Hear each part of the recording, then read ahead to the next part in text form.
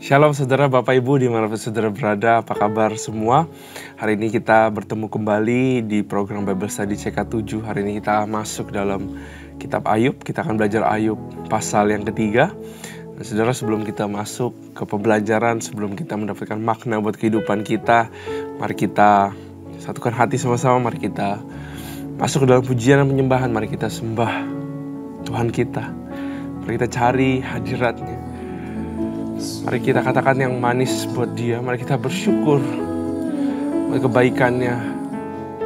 Ya rada pasti kita bayar, rada pasti kita. Baik Tuhan, haleluya, haleluya. Kau baik Bapa, Kau baik Tuhan.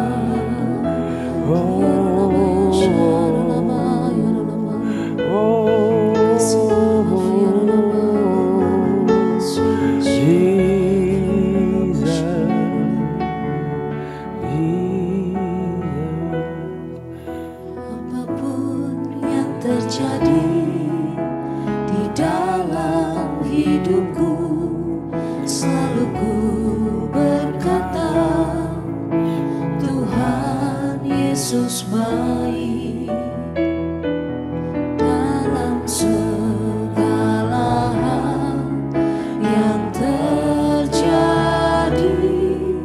Tetap ku berkata, Tuhan Yesus baik. Apapun yang terjadi di dalam hidupku, selalu ku berkata, Tuhan Yesus baik dalam segala hal yang terjadi. Tetap ku berkata, Tuhan Yesus baik.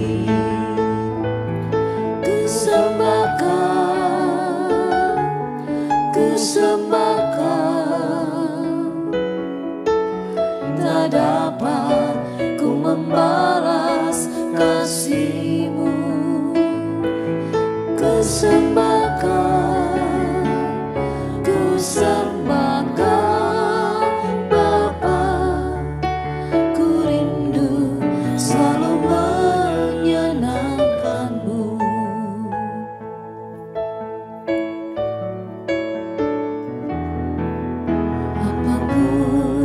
Terjadi di dalam hidupku, selalu ku berkata, Tuhan Yesus baik dalam segala hal yang terjadi. Tetap ku berkata, Tuhan Yesus baik. Kusembahkan,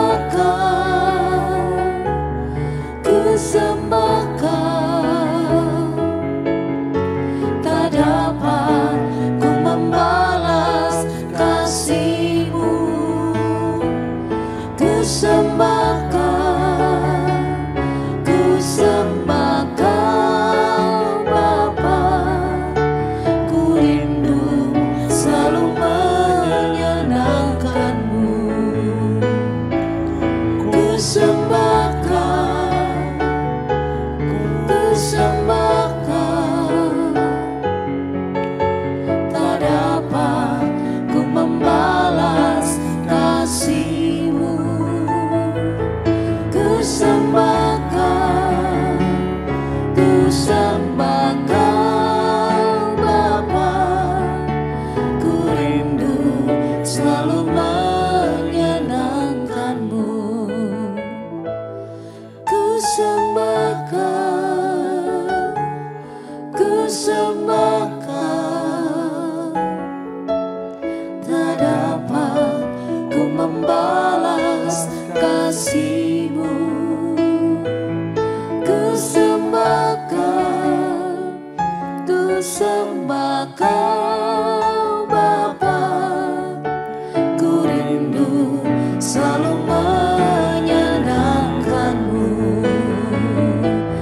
Ku sembah Kau, ku sembah Kau, tak dapat ku membalas kasih-Mu. Ku sembah Kau, ku sembah Kau Bapa, ku rindu selalu menyenangkan-Mu. Ku rindu selalu menyenangkan-Mu. Ku rindu selalu menyenangkan-Mu. Aku tuh menyenangkan-Mu, menyembah-Mu, memuji-Mu Tuhan. Semua dalam rencana-Mu Bapa, semua dalam kontrol-Mu Tuhan. We trust You, we trust You. Kami percaya Kau Tuhan, kami percaya Kau Tuhan. Oh, ya rara ya rara basi, urara ya rara ya rara mana kata ya rara basi, ya rara ya rara basi. Oh Tuhan, ya rara basi. Engkaulah perisaiku saat badai hidup menerpaku. Firman-Mu di dalamku tenangkan jiwaku.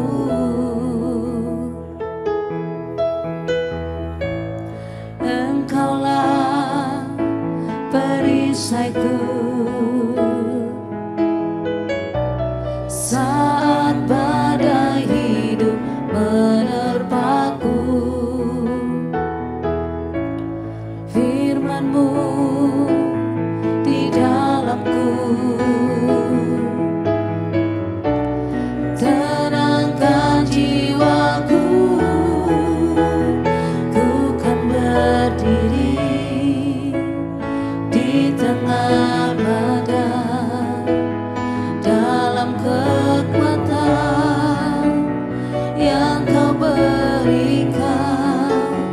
Sampai kapanpun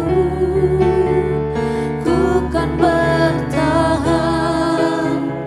karena Yesus selalu menopang hidupku.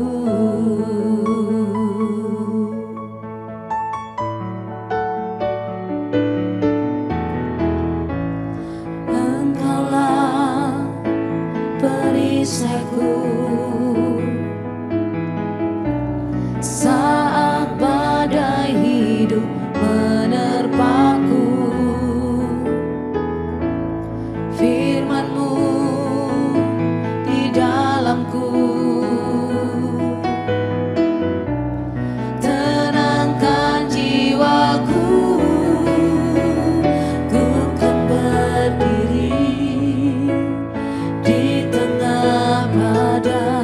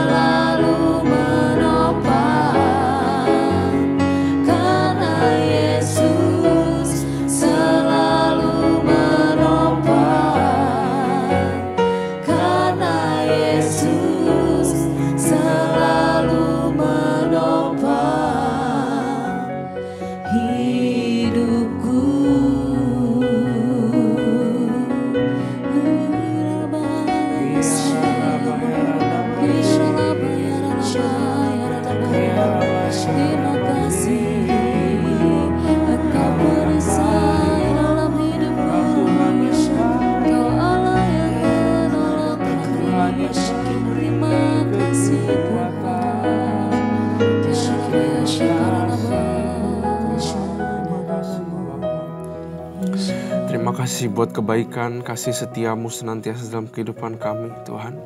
Bapak, izinkan kami mengerti sesuatu dari pembelajaran hari ini.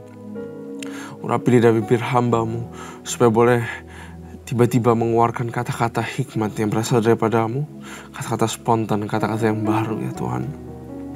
Sembunyikan aku di balik salib-Mu, biar aku boleh mengatakan kebenaran seberani-beraninya Tuhan.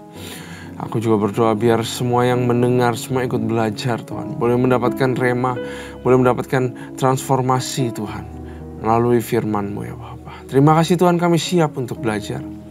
Hanya di dalam nama Tuhan Yesus Kristus. Haleluya. Amin. Sekali lagi saudara, shalom buat kita semua. Nah mari kita buka Alkitab kita. Sekarang kita masuk. Kita belajar tentang Ayub. Ya, tentang Ayub. Mari kita buka Ayub pasal yang ketiga. Ayub pasal yang ketiga. Ayub merupakan kitab setelah kitab Esther, saudara. Saudara sudah dapat ya, Ayub pasal yang ketiga. Saudara, Ayub ini merupakan buku terakhir daripada buku yang disebut dengan buku wisdom ya. Jadi tujuan kita baca Ayub adalah untuk mendapatkan wisdom yang gak biasa-biasa saja. Wisdom yang justru unik saudara. Makanya kalau saudara memulai baca Ayub, saudara akan bisa melihat bahwa konteksnya tuh kita harus mengerti bahwa Tuhan itu sedang memerintah. Ya, makanya di Ayub 2 tertulis bahwa waktu Tuhan sedang memerintah di tahtanya, waktu dia ruling, waktu dia reigning, waktu dia memerintah.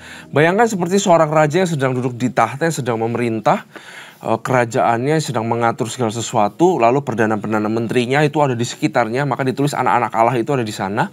Nah, tapi salah satu dari perdana menteri ini seolah-olah seperti kayak dalam tanda kutip seperti kayak iblis dan pengen mencobai Ayub ya, seorang yang saleh dalam kehidupannya. Dan memang benar Ayub itu hidup saleh. Makanya dia maju daripada ceritanya ada kumpulan perdana menteri ya saudara. Satu maju dan dia bilang, Tuhan kamu yakin? Dia mempertanyakan Tuhan sebenarnya, bukan mempertanyakan Ayub. Tuhan kamu yakin kamu benar memerintah? Kamu yakin kamu adil? Dia sebenarnya sedang tembak Tuhan ya. Ini contohnya aja nih Ayub ya. Ini karena kamu kasih dia berkat, kasih dia harta. Yang dimiliki Ayub itu ada 3 saudara. Ya, yang pertama adalah harta, berkat ya. Yang kedua adalah anak cucu, yaitu namanya keturunan. Dan yang ketiga itu adalah kesehatan. Nah, Tuhan kasih 3 ini, coba aja 3 ini kamu ambil, gitu ya. Pasti dia akan kembali menghujat Tuhan. Nah, jadi itu adalah tantangan daripada, ya bisa dibilang si iblis ini ya, saudara. Tantangan daripada si iblis ini. Nah, kita di Ayub 1, Ayub 2 sampai seperti itu. Maka perikopnya juga adalah kesalehan Ayub itu dicoba. Nah, dari pasal 3 sampai nanti ke belakang pasal 30-an ya saudara. Ayub ini kalau kita lihat sampai ayat 42. Nanti Ayub ini akan terus mengeluh saudara, akan terus bisa dibilang mengeluh tapi bukan bersungut-sungut saudara. Karena penderitaan yang dialaminya sungguh sangat luar biasa sekali. Ya, jadi dia terus akan curhat terus dari isi hatinya sampai pasal kurang lebih 32 saudara ya. Sampai pasal kurang lebih 32 sehingga ini cukup panjang. Dan pasal ketiga adalah mulainya curahan hati yang pertama saudara ya. Mari kita baca sama-sama. Ini ada curahan hati seseorang yang telah diambil segala sesuatu dan merasa hidupnya buat apa dia hidup sampai sekarang, buat apa dia sampai punya segala sesuatunya. Mendingan kalau pada akhirnya semuanya dikosongkan seperti ini, mendingan gak usah dilahirin aja, gitu ya. Dia pikir bahwa lahir saya gak bawa apa-apa, sekarang semua juga gak ada apa-apa, sama aja mendingan ya udah saya gak usah lahir aja gitu loh ya. Itu keluh kesahnya Ayub ya. Pasal 3 ayat yang 1. Sesudah itu Ayub membuka mulutnya dan mengutuki hari kelahirannya.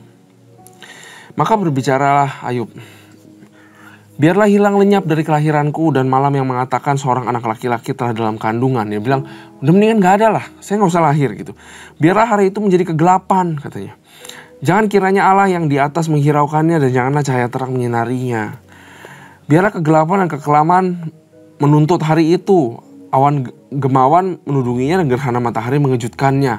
Malam itu biarlah dia dicekam oleh kegelapan. Janganlah ia bersukaria pada hari-hari dalam setahun. Janganlah ia termasuk bilangan bulan-bulan. Di sini dia bilang bahwa mendingan dari dulu sudah dikasih kegelapan aja. Kalau ternyata ujung-ujungnya hidupku beroleh yang namanya kegelapan. Di sini sebenarnya Ayub dia keluh kesahnya itu unik sekali di kitab Ayub, dituliskan dalam bentuk seperti puisi, saudara. Ya, jadi dia bilang bahwa di sini Ayub menyatakan bahwa akhirnya lah yang terpenting di dalam kehidupan. Aku merasa ini kayaknya akhirnya. Mana mungkin segala sesuatu bisa balik. Anak-anakku, keturunanku sudah mati. Semua hartaku sudah diambil. Bahkan kesehatanku sekarang aku penuh dengan borok-borok. Ya, Ayub memberitahukan kepada kita bahwa dia sudah seperti seakan-akan berada di akhir hidupnya. Dan akhir hidupnya itu gak bagus. Sehingga dia bilang kepada kita bahwa buat apa kita di pertengahan itu hidup enak, tapi kalau akhirnya gak bagus. Ya, kalau akhir gak bagus, rasanya tuh kayak begini kata Ayub. Mendingan dari lahir, dari awal, mendingan gak usah. Ya, karena itu ini beritahukan kepada kita sebenarnya saudara orang Kristen bahwa kehidupan itu pada akhirnya ada kekekalan yang begitu panjang. Itulah yang terpenting. Ya, artinya gini, buat apa kalau kita nggak masuk ke kekekalan tapi enak-enak di dunia? Nah, kurang lebih gitu saudara. Dia mau mengalihkan, walaupun ini penderitaan Ayub, tapi dia mau mengalihkan pandangan kita kepada yang namanya ujung nanti kehidupan kita. Bagaimana kita mau mengakhiri kehidupan kita? Apakah kita mau mengakhiri kehidupan kita dengan penuh iman, dengan mengambil yang namanya mahkota kehidupan? Ya, nah kalau misalkan kayak begitu, susah payah di depannya itu menjadi worth. Tapi kalau misalkan pada akhirnya ternyata kita nggak mendapatkan apa-apa, maka senang-senang di tengah perjalanan, mendingan nggak usah, mendingan lahir aja nggak usah, gitu ya. Ini satu peringatan buat kita orang Kristen saudara, bahwa mari kita fokus kepada akhir, bukan fokus kepada hari ini. Biarpun hari ini susah, biarpun hari ini empot-empotan saudara, menghidupi kebenaran Tuhan. Kebenaran itu selalu pahit rasanya. Karena kita hidup di dunia dengan penuh temptation, dengan penuh godaan, dengan penuh tarikan-tarikan dunia, saudara. Dan kebenaran itu rasanya pahit. Tapi ini kasih tahu kita bahwa walaupun pahit, press on. Karena akhirnya pasti indah. Justru sekarang jangan menyerah. Kalau sekarang menyerah dan mau enak-enak tapi terakhirnya nggak bagus, mendingan kita nggak usah lahir sekaligus. Ya, saudara. Ayat 7. Ya, biarlah pada malam itu tidak ada yang melahirkan dan tidak terdengar suara kegirangan. Biarlah ia disumpahi oleh para pengutuk hari, oleh mereka yang pandai membangkitkan amarah Leviatan. Biarlah bintang-bintang senja menjadi gelap. Biarlah ia menantikan terang yang tidak kunjung datang. Janganlah ia melihat markahnya fajar. Karena tidak ditutupnya pintu kandungan ibuku dan tidak disembunyikannya kesusahan dari mataku. Mengapa aku tidak mati pada waktu aku lahir, katanya. Atau binasa waktu aku keluar dari kandungan. Mengapa pangkuan menerima aku? Mengapa ada buah dada sehingga aku dapat menyusu? Dia bilang mengapa hal-hal baik terjadi kalau pada akhirnya nggak oke. Jikalau tidak aku sekarang berbaring dengan tenang, aku tertidur dan mendapat istirahat.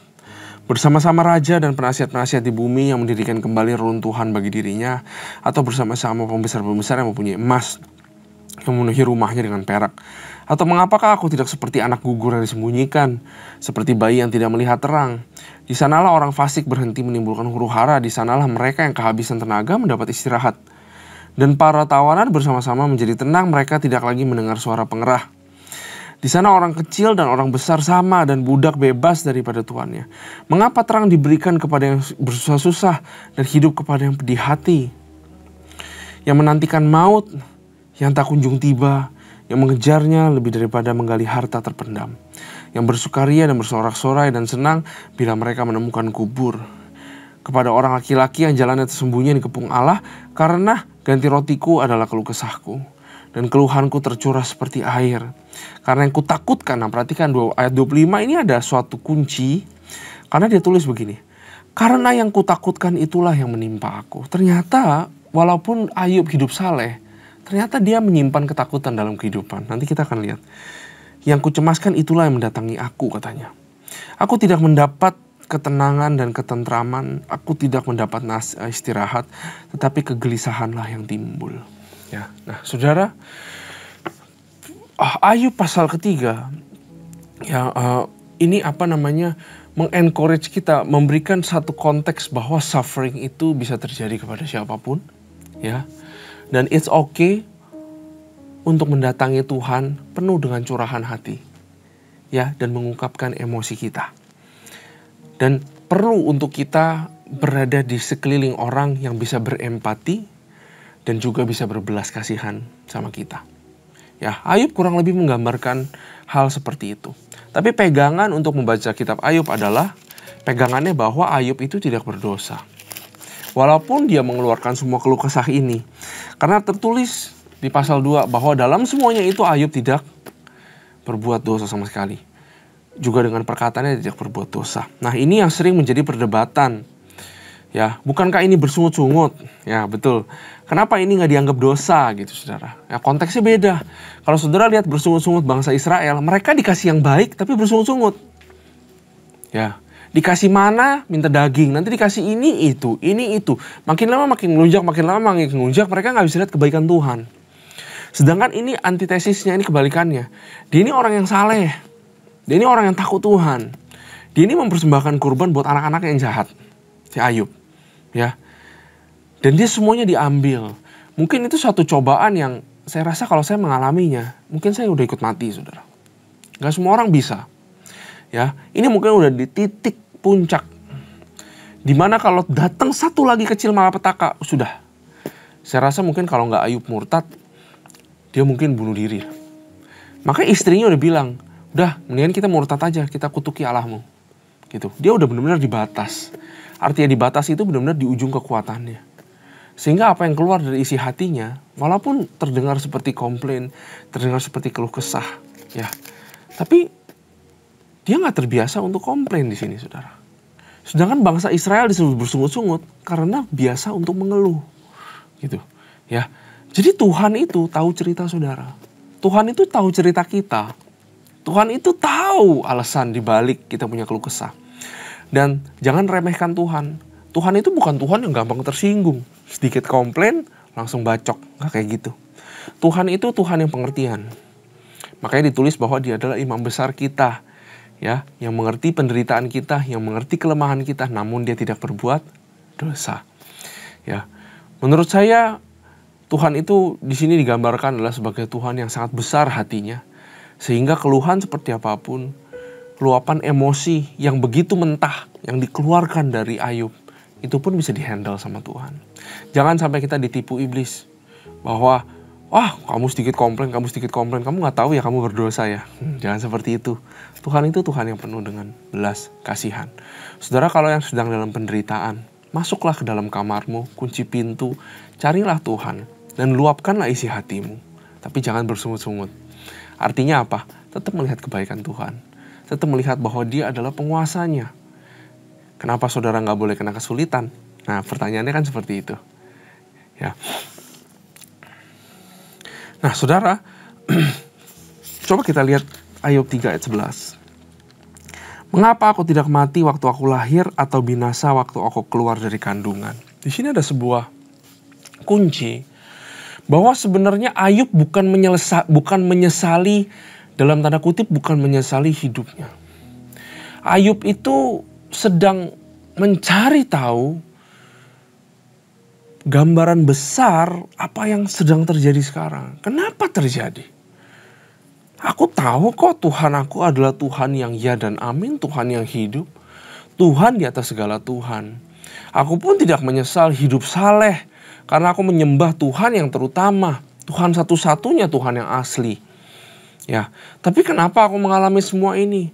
Pasti ada alasan di balik semua itu. Makanya dia bilang, aku tahu Tuhan aku itu seperti apa. Dia beribadah kepada Tuhannya. Kalau pada akhirnya Tuhan kasih malapetaka, tentu waktu lahir pun gak diizinkan sama Tuhan. Buat apa? Dia tahu, dia mengenal Tuhannya si Ayub. Makanya pertanyaan ini bukan menyesali kehidupannya. Tapi dia sedang mencari tahu why this is happening. Ya, walaupun pada akhirnya kita tahu kalau Kalau kita bukan Ayub, kita tahu, kita udah baca. Ayub nggak dikasih tahu kenapa semuanya terjadi. Pembicaraan antara Tuhan dan iblis nggak dikasih tahu ke Ayub. Tuhan nggak pernah ngomong sama Ayub, Ayub, aku lakukan ini semua untuk buktikan bahwa kamu tuh hebat. Kalau Tuhan kasih tahu itu, Ayub nanti sombong. Ya, iblis ini licik sekali. Dia pintar. Tuhan ambil aja dia punya, dia punya 3 itu, kesehatan, keturunan, harta. Nanti dia akan murtad. Tuhan bilang ambil aja. Ya, iblis tahu Tuhan pasti ujungnya akan angkat dia kembali.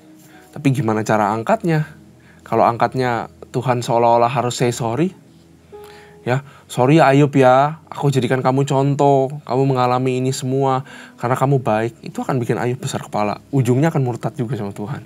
Itu iblis licik banget, saudara. Ya. Nah, jadi pas ayat 11 ini itu bukan mempertanyakan dia penyesalan kehidupan, bukan.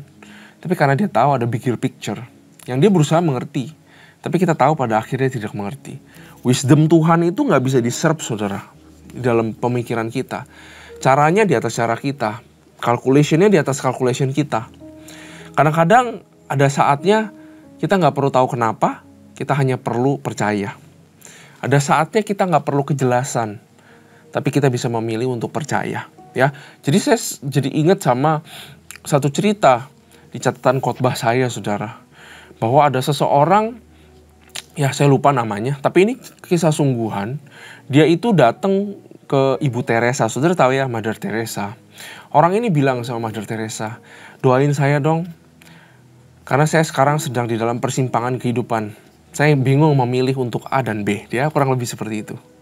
Ya, Mother Teresa bilang, kamu mau didoain apa? Ya doain itu supaya saya tahu saya harus milih A atau B. Saya perlu kejelasan, kata orang ini. Lalu Mother Teresa bilang, saya nggak mau doain kamu kalau begitu. Kalau mau saya doain supaya kamu memperoleh yang namanya kepercayaan untuk terus jalan. Artinya apa, saudara? Artinya di sini, marilah kita belajar percaya Tuhan walaupun kita nggak dapat kejelasan. Marilah kita pilih trust daripada clarity. Ya, kadang-kadang kita nggak perlu clarity, kadang-kadang Tuhan juga nggak akan singkapkan.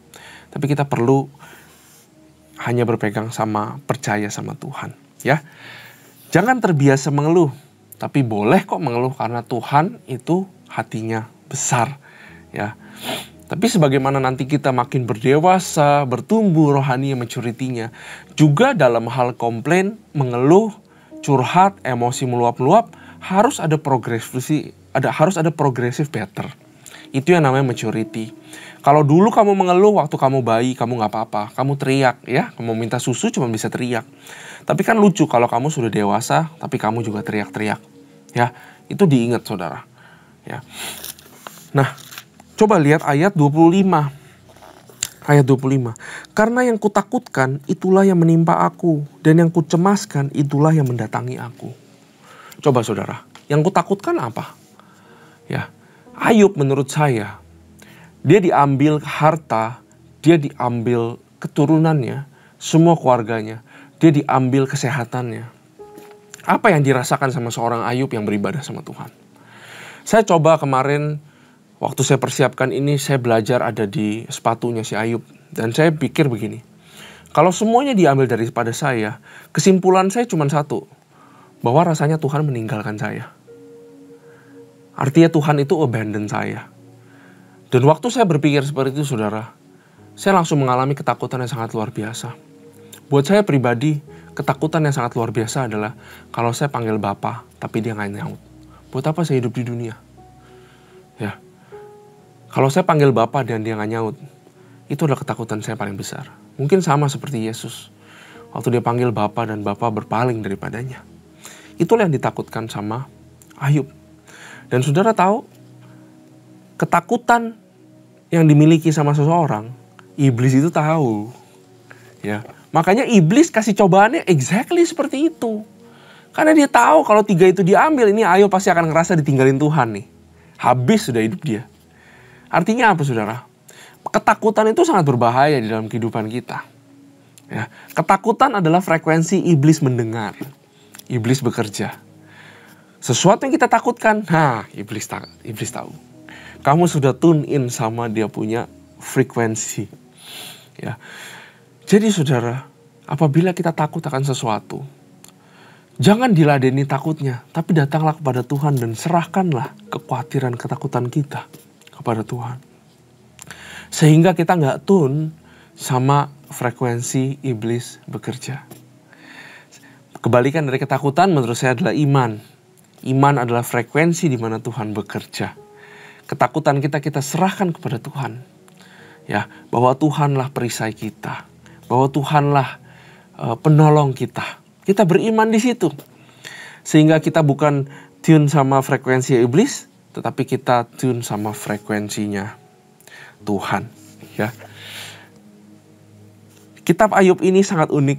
Pasal ketiga memberitahukan saya pribadi saudara, bahwa sesaleh-salehnya kita hidup, sesuci-sucinya kita hidup, sebenar-benarnya kita hidup, yang namanya penderitaan bisa menerpa. Yang namanya badai, pencobaan tetap bisa datang kepada orang benar.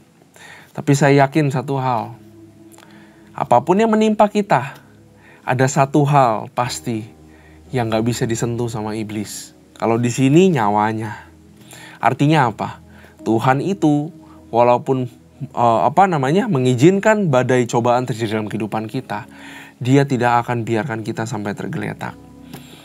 Tetap ada satu hal yang Tuhan daulatkan, iblis ini gak bisa disentuh. Dia tahu titik rapuh kita. Dia tahu titik hancur kita. Titik hancurnya Ayub itu hebat loh, cuma satu, namanya kematian. Artinya mau dikasih cobaan sampai apa, dia tetap menyembah Tuhan. Kecuali dia sampai mati, saudara. Ya, makanya di dalam segala cobaan, saudara, tenang dulu. Iblis itu punya batasan di dalam mencobai kita. Dia nggak bisa cobain kita sampai kita jatuh, tergeletak, terkubur, sampai tenggelam, nggak bisa. Karena dia iblis dari awal dia sudah tahu. Pada akhirnya dia akan kalah. Dia cuma mau distract kita. Dia cuma mau coba di dalam cobaan supaya iman kita lari ke kiri dan ke kanan. Untung-untung kalau iman kita tidak menyembah Tuhan lagi. Itu doang tujuannya iblis. Tapi dalam segala pukulan fisikal, di dalam segala pukulan ekonomi, di dalam segala pukulan-pukulan, ya mungkin anak saudara dipukul sama iblis, tiba-tiba narkoba. Mungkin finansialmu tiba-tiba dipukul, kamu kena tipu, semua segala macam. Dia bisa pukul-pukul itu semua saudara. Tapi iblis itu tahu. Pada akhirnya Tuhan akan balikan 2 kali lipat. Ya, justru dia akan pukul terus. Dia intimidasi kita. Supaya iman kita berbalik daripada jalannya. Itu adalah konteks cerita daripada Ayub. Tangannya iblis punya keterbatasan di dalam penderitaan kita. Tapi tangannya Tuhan itu bisa melewati segala akal kita untuk menolong dan mengangkat kita kembali. Amin. Terima kasih Tuhan buat firman ini. Kami belajar banyak. Kami bersyukur tertulis kitab Ayub di dalam Alkitab sehingga kami bisa belajar wisdom yang sangat luar biasa. Izinkan kami belajar the next chapter 4. Biar kau tuliskan kembali rema-rema di dalam pikiran, dalam hati kami. Terima kasih Tuhan, terima kasih Bapa. Kami serahkan seluruh pembelajaran ini, puji-pujian yang sudah dinaikkan, kembali kepadamu untuk kemuliaan-Mu. Terima kasih Tuhan, haleluya, amin. Tuhan Yesus memberkati.